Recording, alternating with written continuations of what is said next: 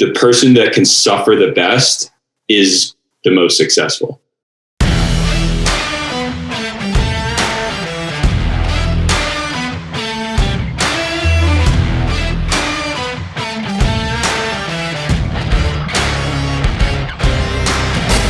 What's shaking? Welcome back to All In. I'm your host, Rick Jordan, and I'm more than ecstatic about this show today because this dude is a good friend of mine.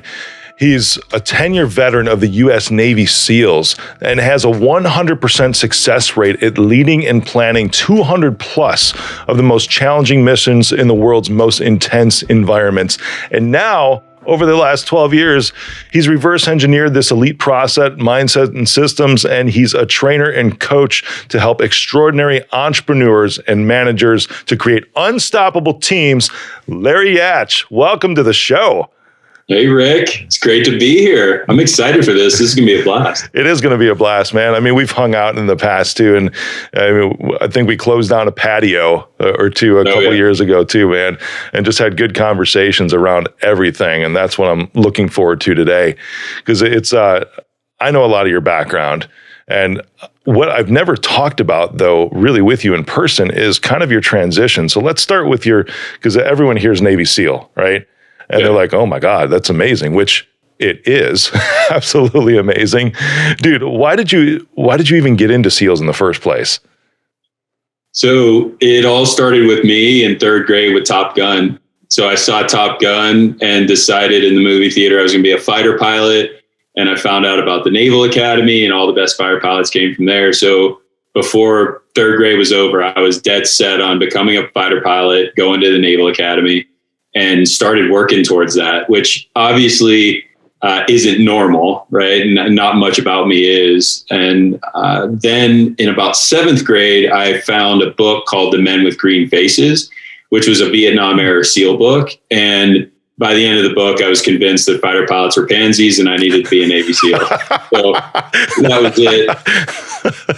Yeah, the problem was I was not SEAL material. I was a skinny little dork growing up in Pittsburgh. If it had a ball or a team, I was useless at it. I was bullied really badly through middle school and high school and would have been voted least likely to be a Navy SEAL out of high school. And I did get into the Naval Academy and graduated from there and through really just hard work and dedication, forged someone that was able to go to training, SEAL training. And from there, I graduated top of my class and chose to go to SEAL Team 3. So the direct answer to your question of why, it was a combination of proving to myself that what everyone always said about me wasn't true. The fact that bullies use their power to hurt people and SEALs use their power to help people. And I got to go hunt bullies on the main stage, and being able to blow stuff up and shoot things, jump out of planes, just bonus on top of it. No joke, man. That's a crazy motivator too, isn't it? When somebody tells you that you can't do something or that you'll never make it. Yeah. Well, for me, it's less about the person telling me that I can't. It's more about my internal doubt, right? I'm internally driven. What someone else says doesn't really matter, but it produced enough doubt in me that I needed to prove to myself that I could do what was, for most people, impossible. Yeah, that's awesome, man.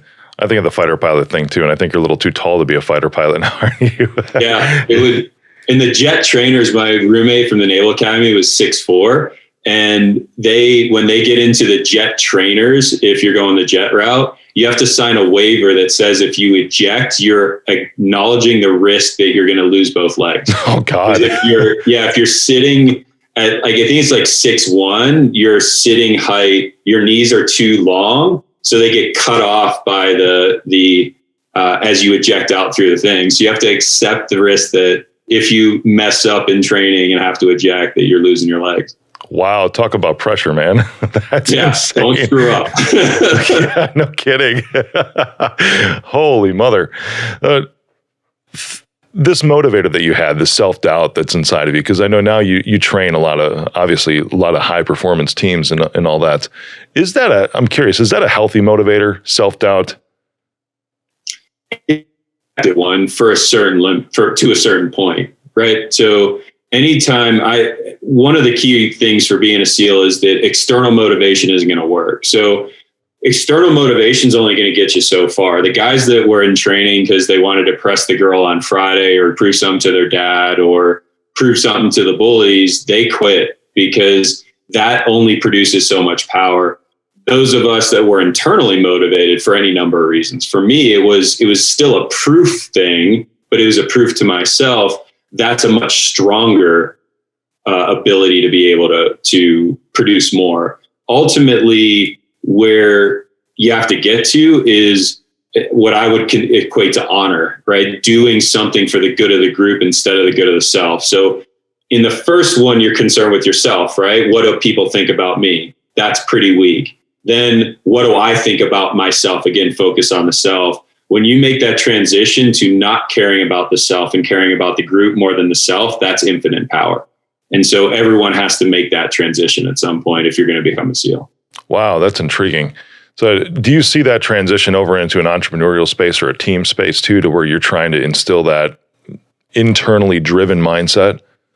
Well, yeah, I mean, you and I've talked about this a lot, right? So we see entrepreneurs out there that are out there to prove to others that they're good, right? There's the guys that make a little money and buy a Lamborghini and then their business crashed and burned. How many of them are still in business? Very few. You have the ones that are driven by fear, internal fear, or internal need to prove to themselves. They'll make a functioning business, but they're going to be miserable in that business, right? They might have success, but they're going to be miserable in it. Once you transition into the focus outside, you can have success and feel fulfillment and joy in doing it. Wow, that almost seems backwards then, because I mean, with being a Navy SEAL, because you're saying in order to be a SEAL, you have to be internally driven in order to get to a certain point. I heard you right, didn't I? And then eventually you have to not care about yourself. Wow. Right. I have to care about my team members more than I care about myself. If I put my concern for my life in front of my concern for their lives, we're at risk. So think of it from this a real structural standpoint. You got one unit, one enemy unit, you got the SEALs. You're fighting, right? So you're shooting and you're both behind some cover. If I'm concerned about my safety more than I'm concerned about your safety, am I going to pop up behind the rock and shoot, or am I going to wait for you to do it? Right? I'm going to wait for you to do it because I'm concerned about my life more than yours.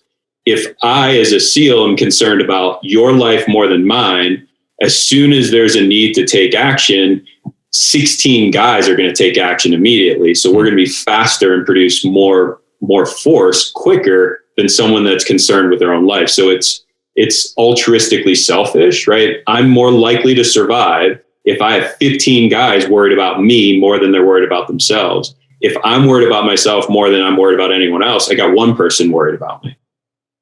Wow, that's powerful, man. You were mentioning bullying too in this, and that was a drive for you to become a SEAL? It was a drive. It was one, it produced the need to prove to myself what I was and what I could do. And then the unhealthy part of it was I wanted to hurt bullies. Like I wanted to kill them. That's what I got to do, right? SEALs go out and find bullies and make sure they can't do it ever again. So that isn't the most, the best motivator. I mean, it's not pure, and there is some limitations to that. And ultimately in dealing with the post-traumatic stress of doing everything that I did, that was something I had to work through, right? Of having to work through that desire to hurt someone based on the fact that I didn't like how they interacted in the world, right? That they put their own concerns in front of the group. Sure. Right? They hurt people using their power. Yeah. And it wasn't necessarily them bullying you. It was them bullying anybody. And you just witnessed it. I didn't care. I see bullying anywhere. I want to destroy the person. And that works. And also isn't that healthy. Right. So it's been quite the progress to work through that anger, right? Being driven by anger. If we look at it, right, that's being driven by anger. If I'm being driven by the protection of others, right, the group before self, that's being driven by love. So what's more powerful, the light of love and connection, or the darkness of hate and anger? Yeah. Light's always going to win. That's interesting, man, because I've always hated bullying. I've never really hated the bully. And I've had my share of bullying in my life too. And as I think back, all the fights I was ever in as a kid, it was always from someone who was like one of the bullies around the school. And it took a certain point, I don't know, to get me to actually respond. And it was almost like I knew that I wasn't threatened until a certain moment. And I would even try diplomacy first, like, I never worked diplomacy, so you're ahead of me on that one. Well, thanks. But I was like, I remember one specifically. I'm like, dude, are you sure you want to do this? I'm like, we were just friends last year, and then he'd hit me. I'm like, come on, man. I mean, it would take like you're sure, because it did it hurt? Yeah, but it didn't really faze me, And then it was like the third punch. But dude, I recognized something about myself. That when it got to that certain point where it was like a switch, it was like, okay, now I'm in danger and this person could do the same thing to anybody else around me. Now I'm set off to the point to where every single one that I got into, I had people have to pull me off of the other individual, because it was almost like until I felt like that threat was neutralized, I was not going to stop. And it wasn't even just for me, it was for everybody else around me too. Well, there's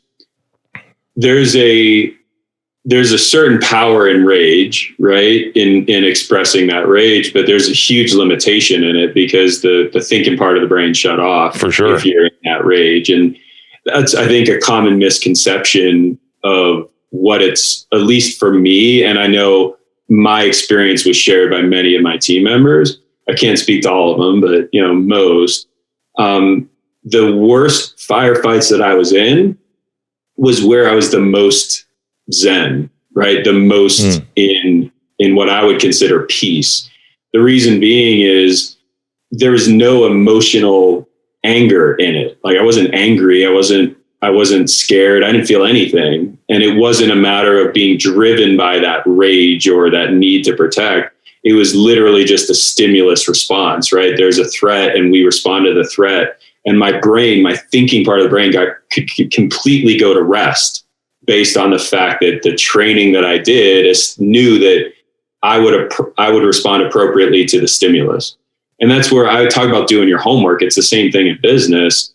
When you're in business, if you're operating from a state of emotional charge, you're not going to make the best choices. You have to do the homework to make sure that you can accurately assess the situation and be able to respond appropriately if you're going to make the best choices.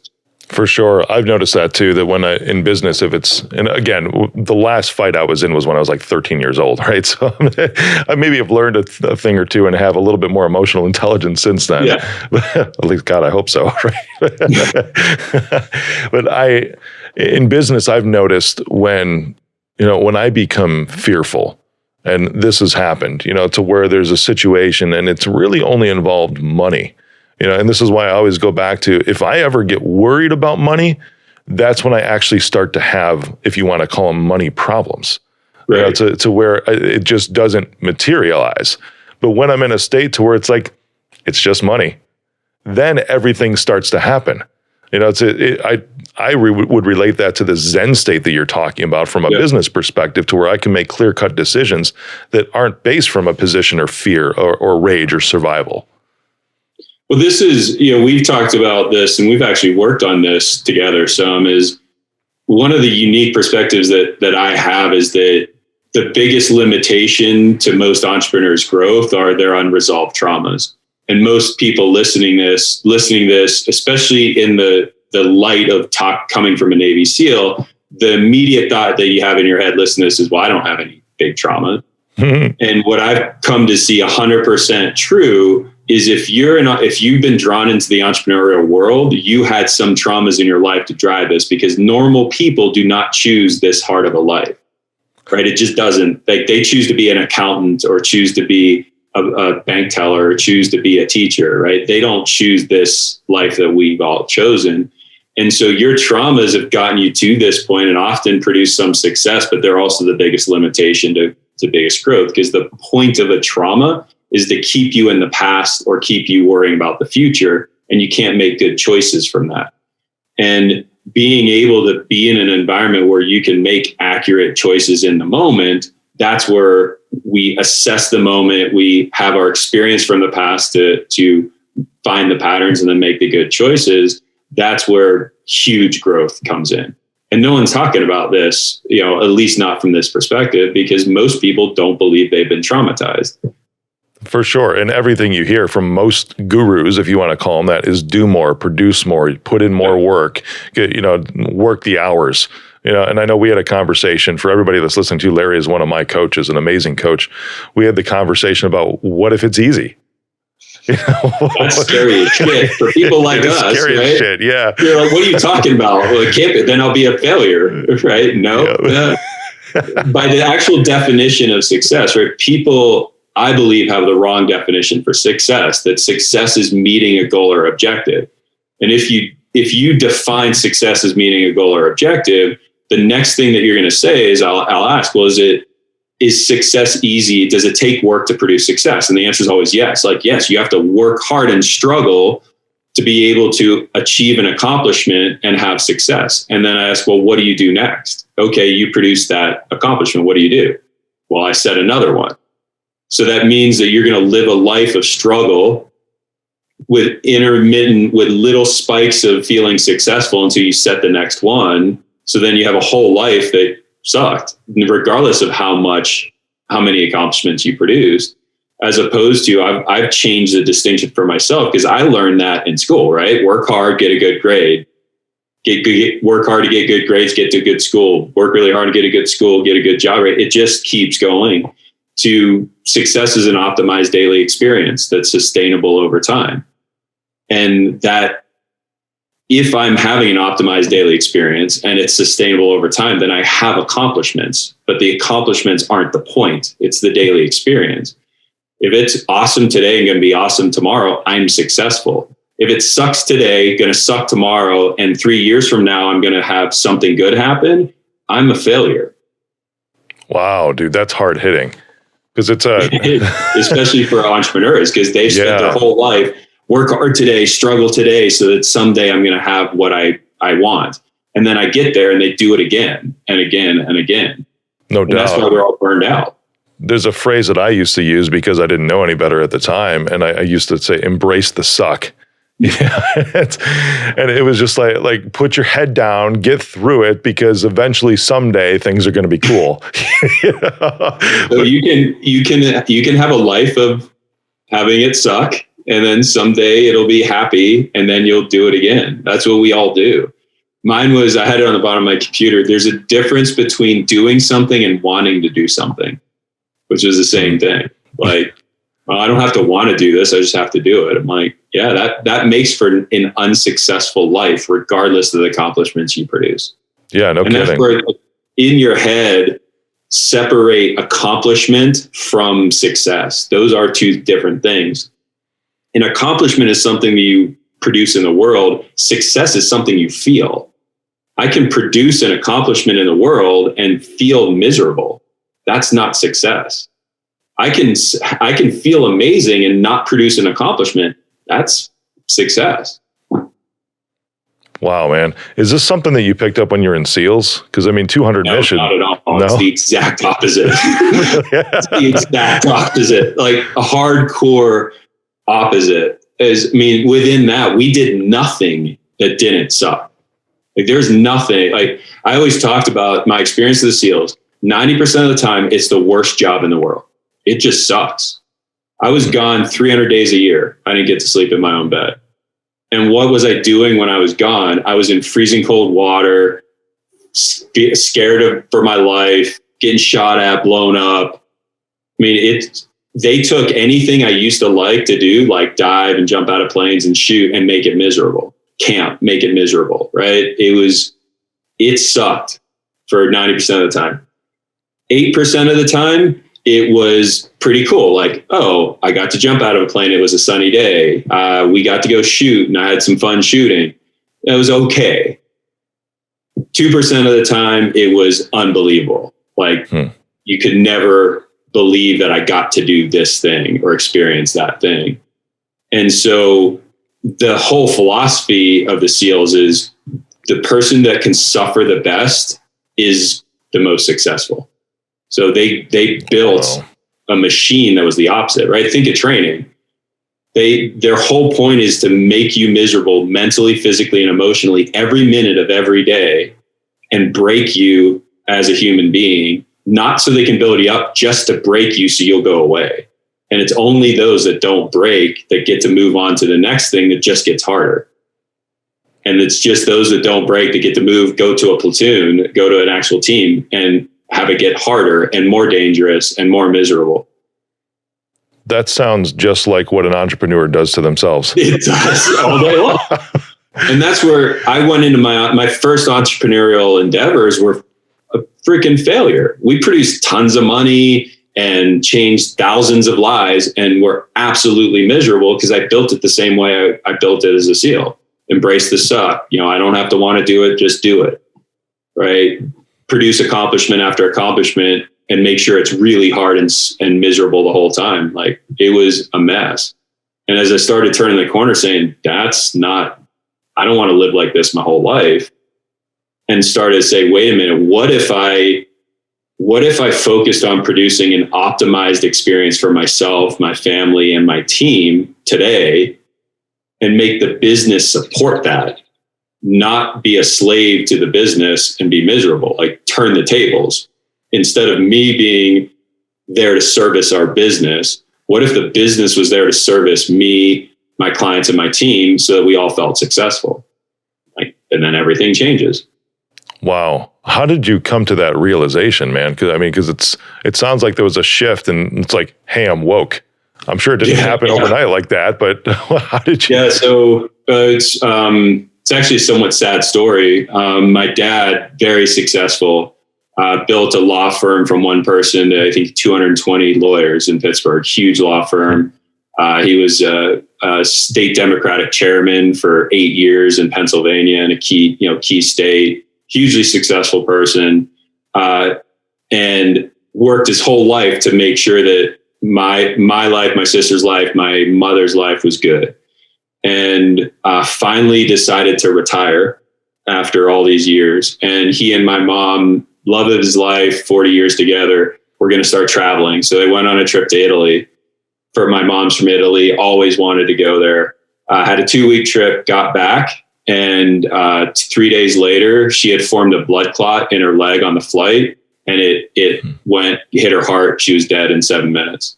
Wow. And literally the day, a week after he was success, like we all like, someday I'm going to do that. A week after the day that he finally got to be successful, the love of his life was gone, and his life just went downhill from there. 3 years later, I had to put him in assisted living.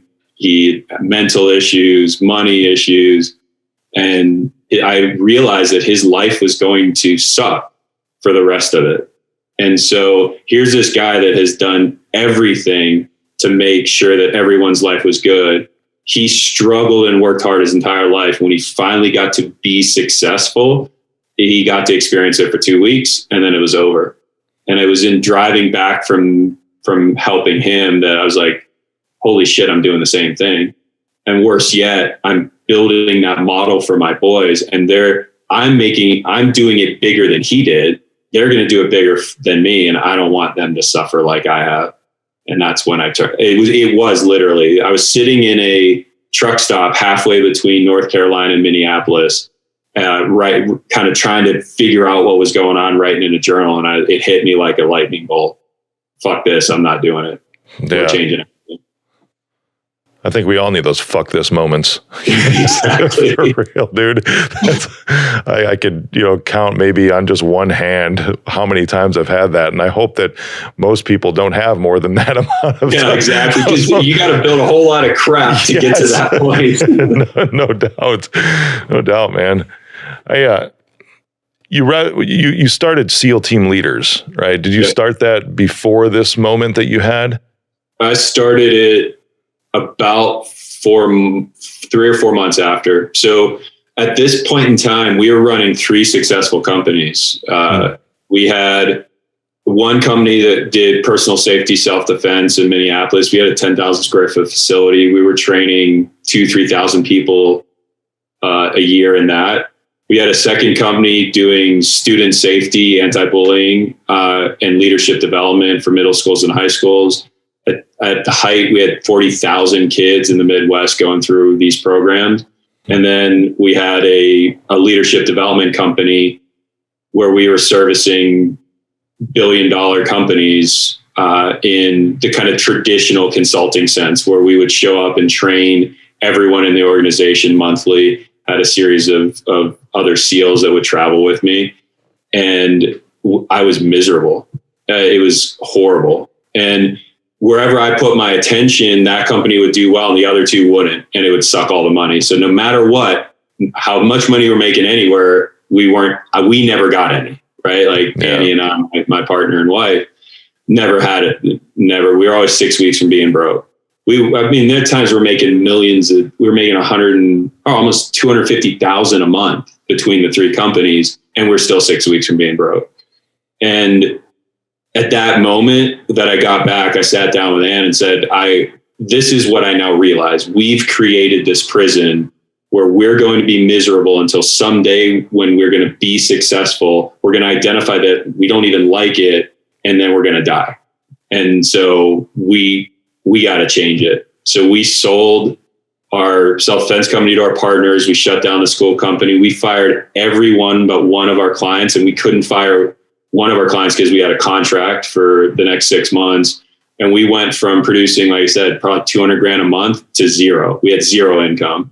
We sold everything we owned, all the stuff we had the house, cars, jet ski, all that stuff, sold everything, and said we were solely going to live in places that brought us joy and fulfillment and growth as an individual, as a family.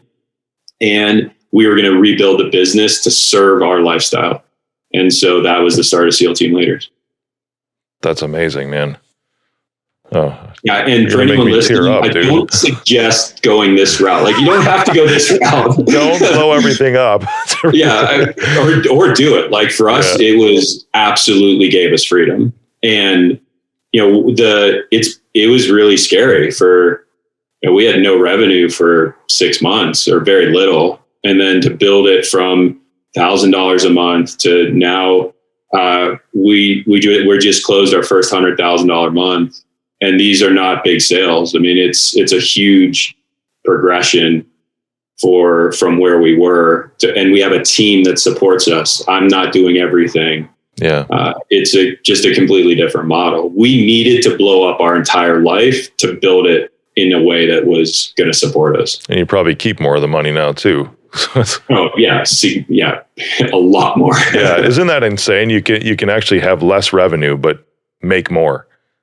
Oh yeah. And we can see how we're going to double and triple this within the next year while still maintaining a small coherent team, not having, millions of dollars of overhead, because we're building the business to serve our clients, second to serve our team, and third to serve us. That's the purpose of a business, is to produce feelings of success in its clients, to produce feelings of success in its team, and to produce feelings of success in the owners. If a business is not doing it, it is not structured correctly. Dude, how do you even start to identify the things in a business that aren't serving you so that you can become in alignment with those three areas? Well, this is what we do, right? What we do as a team is help this so that we can get really detailed on all of these pieces. But I'll give you kind of the top line. Yeah. I look at it in 6 different areas. So these areas I'm going to look at first. The first thing is we have to have clarity on where the purpose of the organization, the purpose of the clients, the purpose of the team members, the purpose of the owners. And that's a lot of purposes, right? You have to be able to have that clear and those align.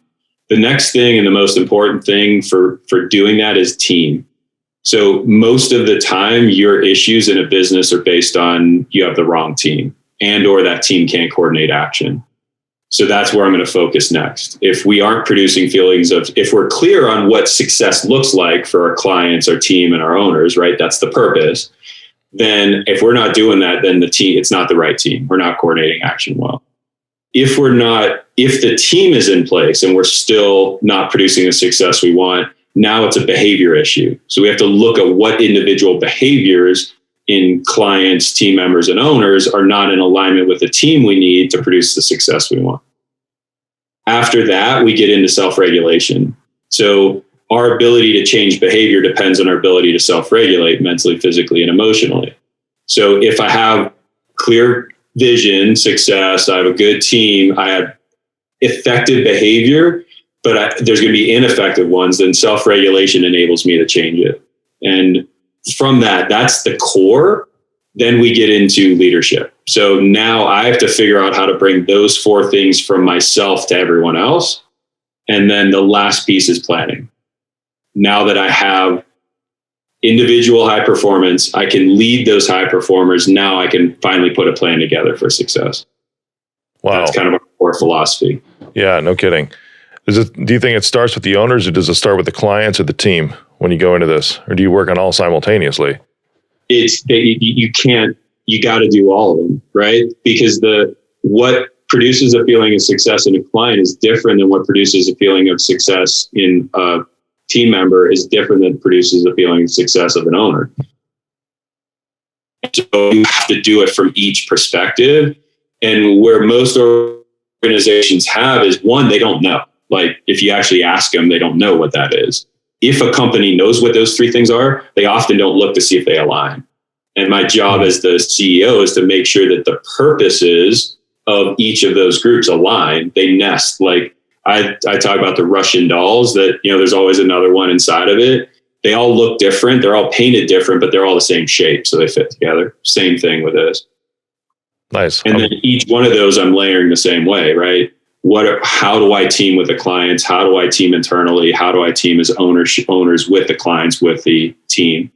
They stack behavior. What's the behavior of the clients they want? What's the behavior of the team? What's the behavior of the owners? Self-regulation, leadership, planning. It layers on all structures. That's powerful, man.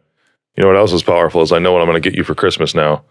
Some Larry Yatch Russian nesting dolls. Oh, that'd be so epic. It's going to be you that's just going to nest inside yourself. I love it. Yeah, that is so good. Hope my team's taking notes on that right now. Your last present, that sous vide machine, has been a staple of my life now. Awesome. So that changed my life. These Russian dolls will too. We'll have to get one for Annie as well. Yep, for sure. Make hers bigger than mine. That's all we need.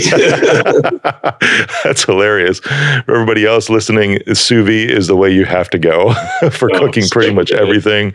Yes, and lighten it up with a 2,000 degree torch to sear it too. That's what brings me. That's the joy. My next step. Yeah, just get it from Home Depot, one of those butane torches. That's all it is. You got it. Okay. Yeah, open the valve all the way, man. It's fantastic, especially for steaks. I just had Chilean sea bass in it for the first time the other day.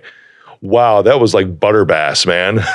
I did salmon on Monday, steak on Tuesday, and then we're doing leftover. What I love is the leftovers. Like you can just take the bags, warm them up, and they're as good as they were the night before. That's awesome. I love it. So let's round it out with this, man. What do you feel? Because you have a lot of programs, right? And for everyone listening, go to sealteamleaders.com and check out Larry, check out Annie. Just amazing people and amazing leaders that can transform your life by getting you aligned. What do you feel is a starting point or maybe the most impactful program that you offer? It's a super easy question to answer.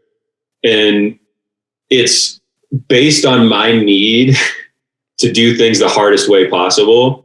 It's not you this at all. Is the last thing we created, right? Like it's hilarious. The first thing I created is the last thing people should use. And I've just kind of gone down to this. And this is by far the starting point for every single individual entrepreneur, or if you've got a team, it's even more important. And that's the ability to pass, hold, and accept responsibility. The entire purpose, like we talked about, we can't produce success as an individual without a team. So team is the most important thing in our lives.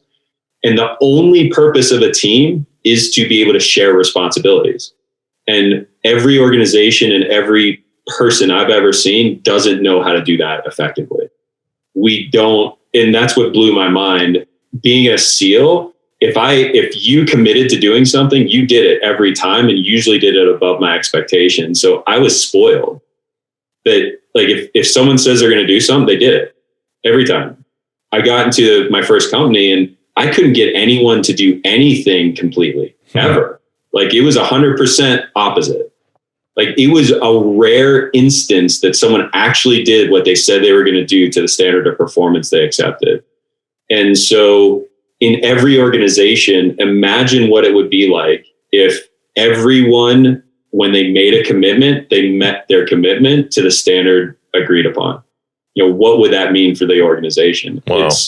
It's incredible. And so we have a workshop that is all it is a structural, hardcore workshop on how to understand the fundamentals of passing, holding, and accepting responsibility in a structured way. Like you literally leave with scripts that you use to pass and hold responsibilities. It changes organizations completely. And so that's why I say start. I love it, man.